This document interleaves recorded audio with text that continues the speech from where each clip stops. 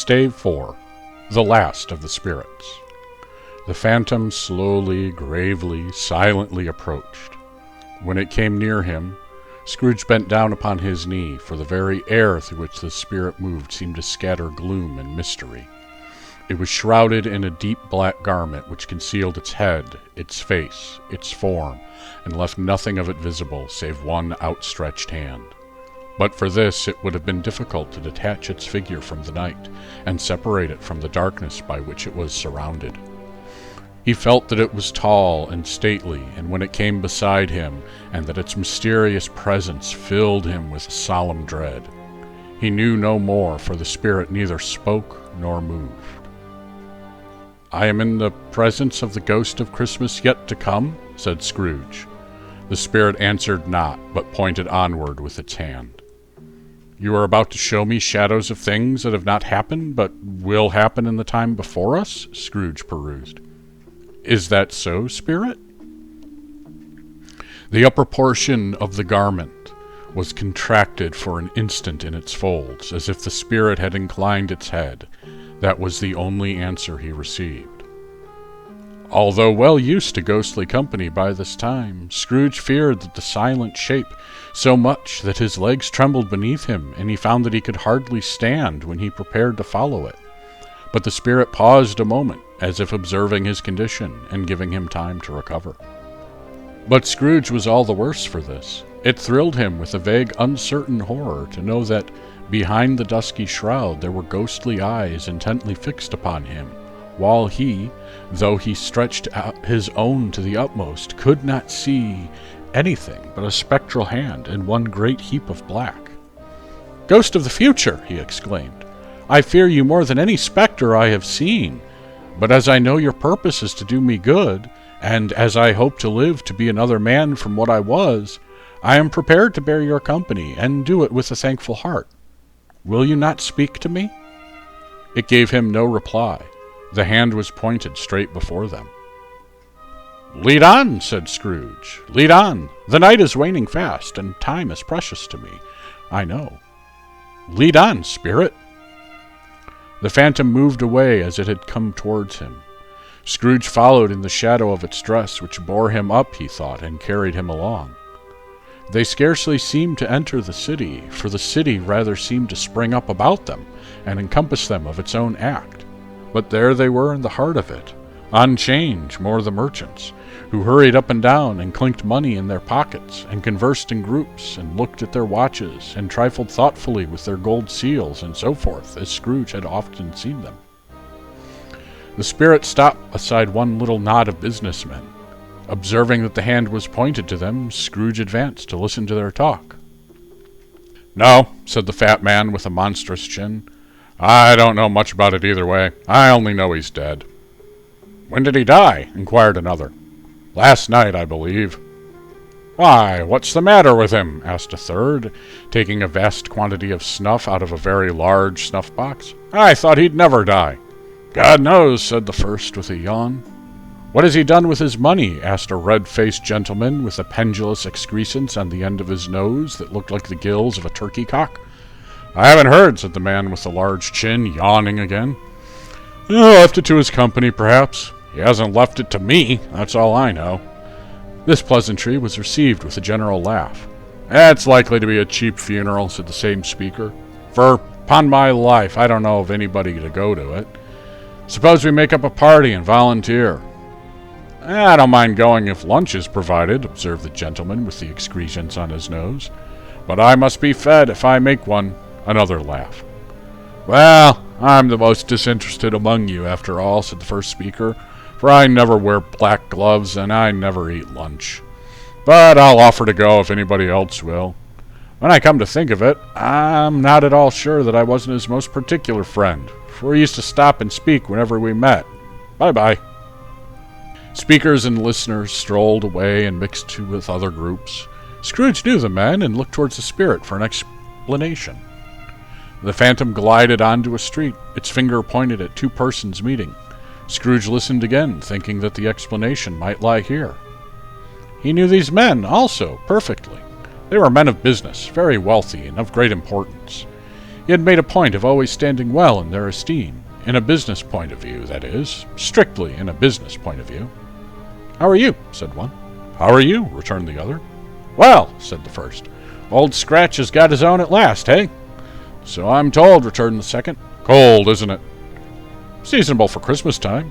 You're not a skater, I suppose?" No, something else to think of. Good morning."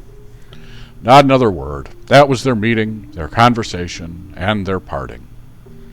Scrooge was at first inclined to be surprised that the spirit should attach importance to conversations apparently so trivial, but feeling assured they must have some hidden purpose, he set himself to consider what it was likely to be. They could scarcely be supposed to have any bearing on the death of Jacob, his old partner, for that was past, and this ghost's providence was the future. Nor could he think of anyone immediately connected with himself to whom he could apply them. But nothing doubting that, to whomsoever they applied, they had some latent moral for his own improvement, and he resolved to treasure up every word he heard, and everything he saw, and to especially observe the shadow of himself when it appeared.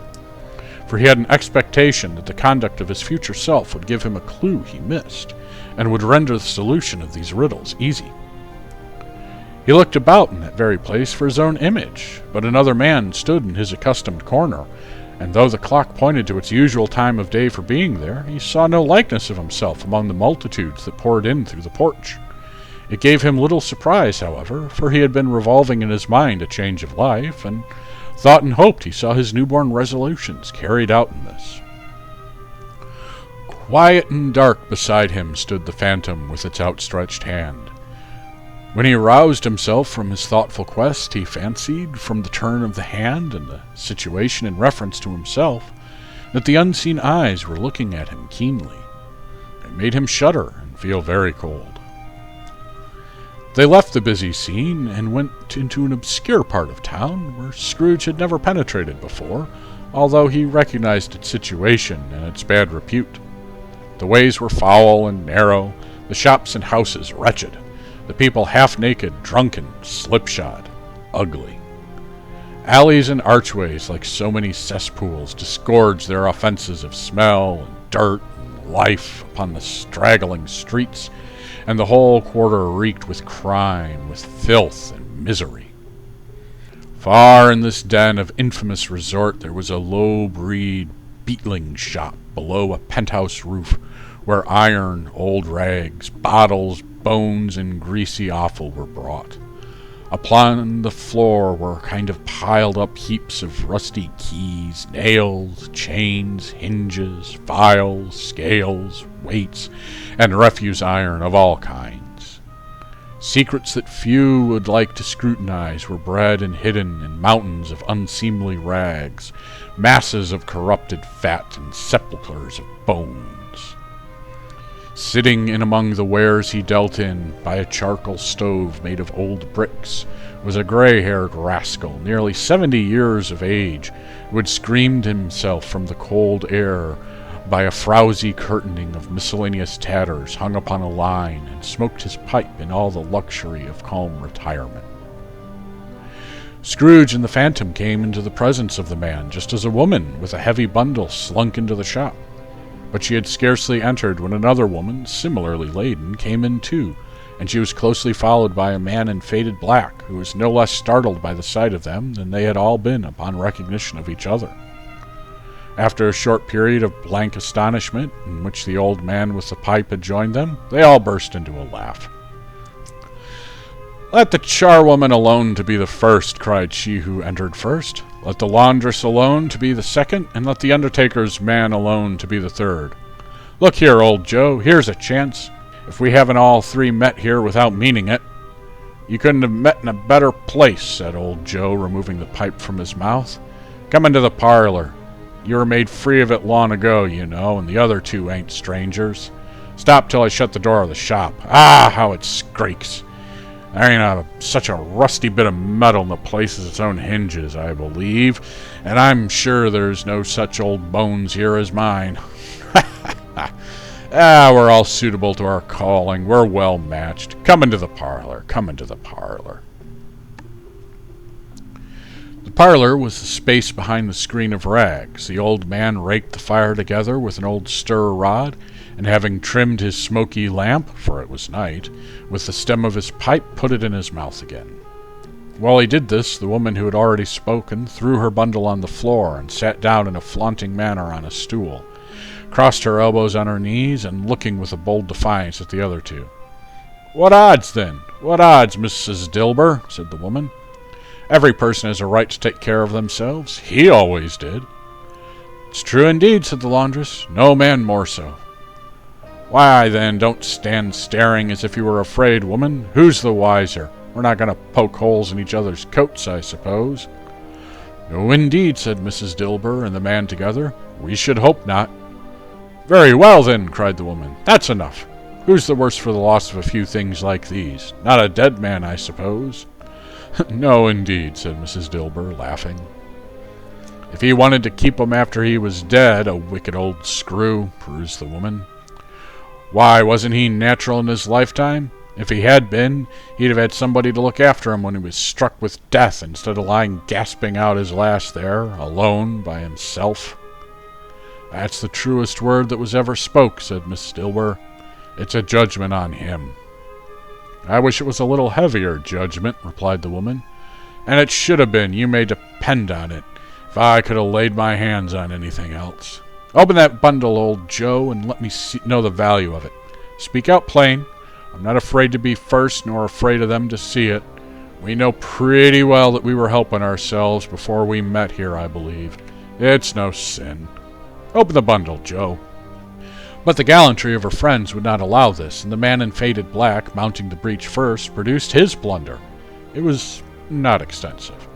A seal or two, a pencil case, a pair of sleeve buttons, and a brooch of no great value were all.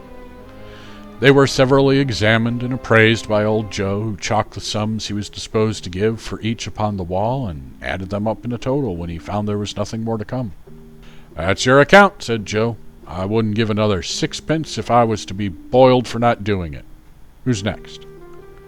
Mrs. Dilber was next. Sheets and towels, a little wearing apparel, 2 old-fashioned silver teaspoons, a pair of sugar tongs, a few boots.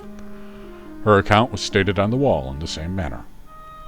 "I always give too much to ladies. It's a weakness of mine, and that's the way I ruined myself," said old Joe. "That's your account. If you asked me for another penny and made it an open question, I'd repent of being so liberal and knock off half a crown." "And now do my bundle, Joe," said the first woman. Joe went down on his knees for the greater convenience of opening it, and having unfastened a great many knots, dragged out a large, heavy roll of some dark stuff. "What do you call this?" said Joe. "Bed curtains?" "Ah!" returned the woman, laughing and leaning forward on her crossed arms. "Bed curtains. You don't mean to say you took 'em down, rings and all, with 'em lying there," said Joe. "Yes, I do," replied the woman.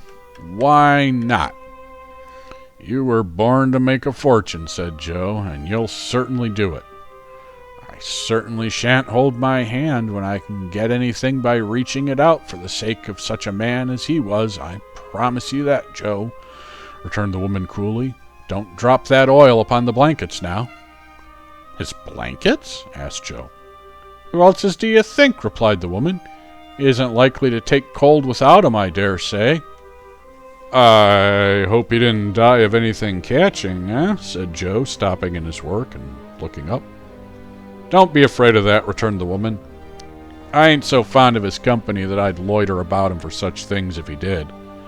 You can look through that shirt till your eyes ache, but you won't find a hole in it, nor a threadbare place. It's the best he had, and a fine one, too. They'd have wasted it if it hadn't been for me." "What do you call wasting of it?" asked old Joe. "Putting it on him to be buried in, to be sure," said the woman with a laugh. "Somebody was fool enough to do it, but I took it off again. If calico ain't good enough for such a purpose, it isn't going to be good enough for anything, and it's quite becoming to the body. He can't look uglier than he did in that one." Scrooge listened to this dialogue in horror, as they sat grouped about their spoil. In the scanty light afforded by the old man's lamp, he viewed them with detestation and disgust, which could have hardly been greater, though they had been obscene demons marketing the corpse itself. "Ha ha!" laughed the same woman when old Joe, producing a flannel bag with money in it, told out their several gains upon the ground. "This is the end of it, you see. He frightened every one of 'em away when he was alive, to profit us when he was dead." "Spirit," said Scrooge, shuddering from head to foot. I see. The case of this unhappy man might be my own. My life tends that way now. Merciful heaven, what is this?" He recoiled in terror, for the scene had changed, and now he had almost touched a bed, a bare, uncurtained bed, on which, beneath a ragged sheet, there lay something covered up, which, though it was dumb, announced itself in awful language. The room was very dark, too dark to be observed with any accuracy, though Scrooge glanced around it in obedience to a secret impulse, anxious to know what kind of room it was. A pale light rising in the outer air fell upon the bed, and on it, plundered and bereft, unwatched, unwept, uncared for, was the body of this man. Scrooge glanced towards the phantom. Its steady hand was pointed to the head. The cover was so carelessly adjusted that the slightest raising of it, the motion of a finger upon Scrooge's part, would have disclosed the face. He thought of it, felt how easy it would be to do, and longed to do it, but had no more power to withdraw the veil than to dismiss the spectre at his side. "O cold, cold, rigid, dreadful death, set up thine altar here, and dress it with such terrors as thou hast at thy command, for this is thy dominion. But of the loved, revered, and honored head thou canst turn away one hair to thy dread purposes, or make one feature odious. It is not that the hand is heavy and will fall down when released. It is not that the heart and pulse are still, but that the hand was open, generous, and true, the heart brave, warm, and tender, and the pulse a man's. Strike, Shadow, strike! And see his good deed springing from the wound to sow the world with life immortal." No voice pronounced these words in Scrooge's ears, and yet he heard them when he looked upon the bed. He thought, if this man could be raised up now, what would be his foremost thoughts? Avarice, hard dealing, gripping cares? They have brought him to a rich end, truly.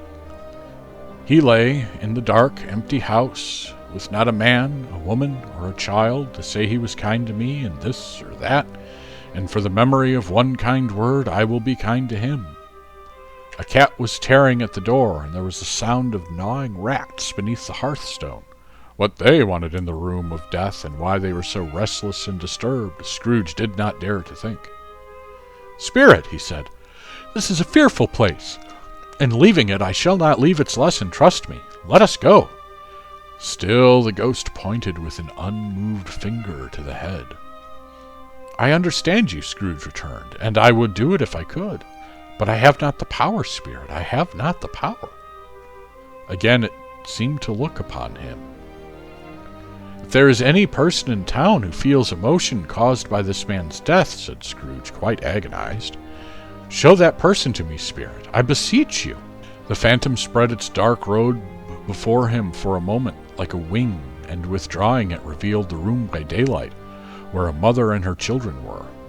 She was expecting someone, and with anxious eagerness, for she walked up and down the room and started at every sound, looked out from the window, glanced at the clock, tried, but in vain, to work with her needle, and could hardly bear the voices of her children in their play.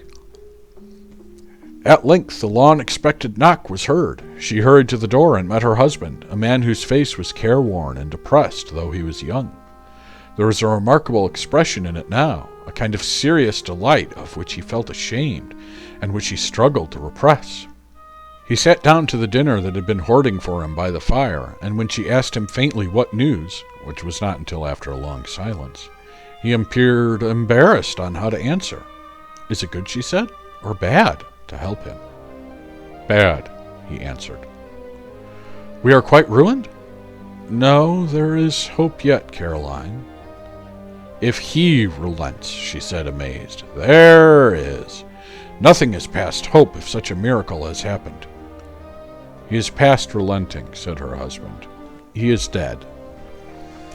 She was a mild and patient creature, if her face spoke truth, but she was thankful in her soul to hear it, and she said so with clasped hands. She prayed forgiveness in the next moment, and was sorry, but the first was the emotion of her heart. What the half-drunken woman whom I told you of last night said to me, when I tried to see him and obtain a week's delay, and what I thought was a mere excuse to avoid me, turns out to have been quite true. He was not only very ill, but dying then. To whom will our debt be transferred? I don't know. But before that time we shall be ready with the money, and even though we were not, it would be bad fortune indeed to find some merciless accreditor and his successor.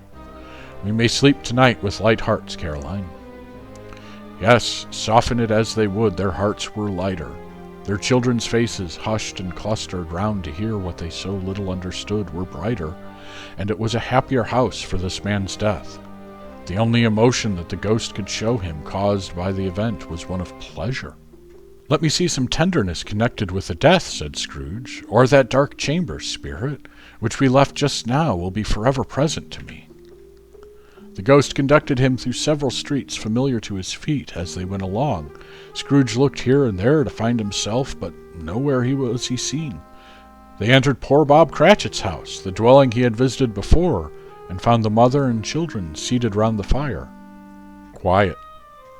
Very quiet. The noisy little Cratchits were still as statues in one corner, and sat looking up at Peter, who had a book before him. The mother and her daughters were engaged in sewing, but surely they were very quiet. And he took a child and sent him in the midst of them. Where had Scrooge heard those words? He had not dreamed them. The boy must have read them out as he and the spirit crossed the threshold.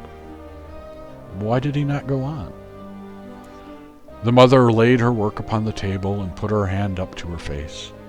"The color hurts my eyes," she said. "The color? Ah, poor Tiny Tim." "They're better now again," said Cratchit's wife. "It makes them weak by candlelight, and I won't show weak eyes to your father when he comes home for the world. It must be near his time." "Past it, rather," Peter answered, shutting up his book. "But I think he has walked a little slower than he used these past few evenings, Mother." They were very quiet again. At last she said, in a steady, cheerful voice that only faltered once, I have known him walk with Tiny Tim upon his shoulder very fast indeed." "And so have I," cried Peter, "often." "And so have I," exclaimed another. So had all. "But he was very light to carry," she resumed, intent upon her work, "and his father loved him so that it was no trouble. And there is your father at the door." She turned out to meet him, and little Bob and his comforter, he had need of it, poor fellow, came in. His tea was ready for him on the hob, and they all tried who should help him to it the most. Then 2 young Cratchits got up upon his knees, and laid, each child, a little cheek against his face, as if to say, "Don't mind it, father, don't be grieved." Bob was very cheerful with them, and spoke pleasantly to all the family. He looked at the work upon the table, and praised the industry and speed of Mrs. Cratchit and the girls. They would be done long before Sunday, he said. "Sunday? You went in today, then, Robert?" said his wife. "Yes, my dear," returned Bob. "I wish you could have gone. It would have done you good to see how green a place it is. But you'll see it often. I promised that I would walk there on a Sunday." "My little child," cried Bob. "My little child." He broke down all at once. He couldn't help it. If he could have helped it, he and his child would have been further apart, perhaps, than they were. He left the room and went upstairs to the room above, which was lighted cheerfully and hung with Christmas. There was a chair set close beside the child, and there were signs of someone having been there lately. Poor Bob sat down in it, and when he had thought a little and composed himself, he kissed the little face. He was reconciled to what had happened, and went down again quite happy. They drew about the fire and talked, the girls and the mother working still. Bob told them of the extraordinary kindness of Mr. Scrooge's nephew, whom he had scarcely seen but once, and who, in meeting him in the street the other day, and seeing what he looked like, "Just a little down, you know," said Bob, inquired about what happened to distress him. On which, said Bob, for he is the pleasant-spoken gentleman of which you heard, I told him. I am heartily sorry for it, Mr. Cratchit, he said, and heartily sorry for your good wife. By the by, how he ever knew that, I don't know. Knew what, my dear? Why, that you were a good wife, replied Bob. Everybody knows that, said Peter. Very well observed, my boy, cried Bob. I hope they do. Heartily sorry, he said, for your good wife. If I can be of any service to you in any way, he said, giving me his card, that's where I live. Pray, come to me. Now it wasn't, cried Bob, for the sake of anything that he might be able to do for us, so much as for his kind ways, that it was all quite delightful. It seemed as if he had known our Tiny Tim and felt with us. I'm sure he's a good soul, said Mrs. Cratchit. You would be sure of it, my dear, returned Bob, if you saw and spoke to him. I shouldn't be at all surprised, mark what I say, if he got Peter a better situation. Only hear that, Peter, said Mrs. Cratchit. And then, cried one of the girls, Peter will be keeping company with someone and setting up for himself. Oh, get along with you, retorted Bob, grinning. It's just as likely as not, said Bob. One of these days, though there's plenty of time for that, my dear. But, however and whenever we part from one another, I'm sure we shall none of us forget poor Tiny Tim, shall we? Or this first parting that there was among us. Never, father, cried they all. And I know, said Bob, I know, my dears, that when we recollect how patient and how mild he was, although he was a little child, we shall not quarrel easily among ourselves, and forget poor Tiny Tim in doing it. No, never, father, they all cried again. I am very happy, said little Bob. I am very happy. Mrs. Cratchit kissed him, his daughters kissed him, and the two young Cratchits kissed him, and Peter and himself shook hands. Spirit of Tiny Tim, thy childish essence was from God. Spectre, said Scrooge, something informs me that our parting moment is at hand. I know it, but I know not how. Tell me what man that was whom we saw lying dead. The ghost of Christmas yet to come conveyed him, as before, though at a different time, he thought. Indeed, there seemed no order in these latter visions, save that they were in the future, into the resorts of business men, but showed him none of himself. Indeed, the spirit did not stay for anything, but went straight on, as if to the end just now desired, until besought by Scrooge to tarry for a moment. This court, said Scrooge, through which we are hurrying now, is where my place of occupation is, and has been for a length of time. I see the house. Let me behold what I shall be in days to come. The spirit stopped. The hand was pointed elsewhere. The house is yonder, Scrooge exclaimed. Why do you point away? The inexorable finger underwent no change. Scrooge hastened to the window of his office and looked in. It was an office still, but not his. The furniture was not the same, and the figure in the chair was not himself. The phantom pointed as before. He joined it once again, and, wondering why and whither he had gone, accompanied it until they reached an iron gate. He paused to look around before entering. A churchyard. Here, then, the wretched man whose name he had now to learn lay underneath the ground. It was a worthy place, walled in by houses, overrun by grass and weeds, the growth of vegetation's death, not life, choked up with too much burying, fat with repleted appetite, a worthy place. The spirit stood among the graves and pointed down to one.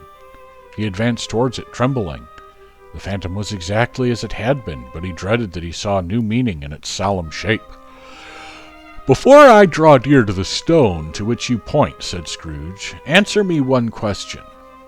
Are these shadows of things that will be, or are they shadows of things that may be only?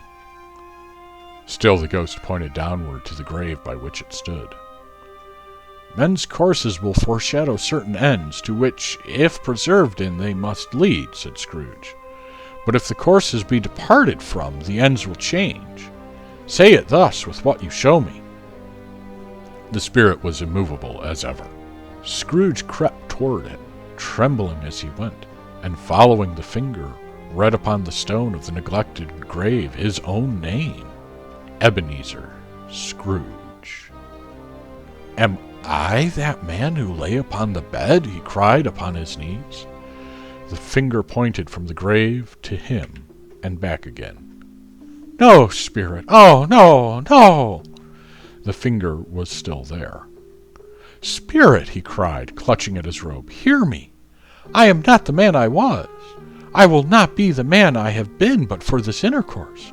Why show me this if I am past all hope?" For the first time the hand appeared to shake.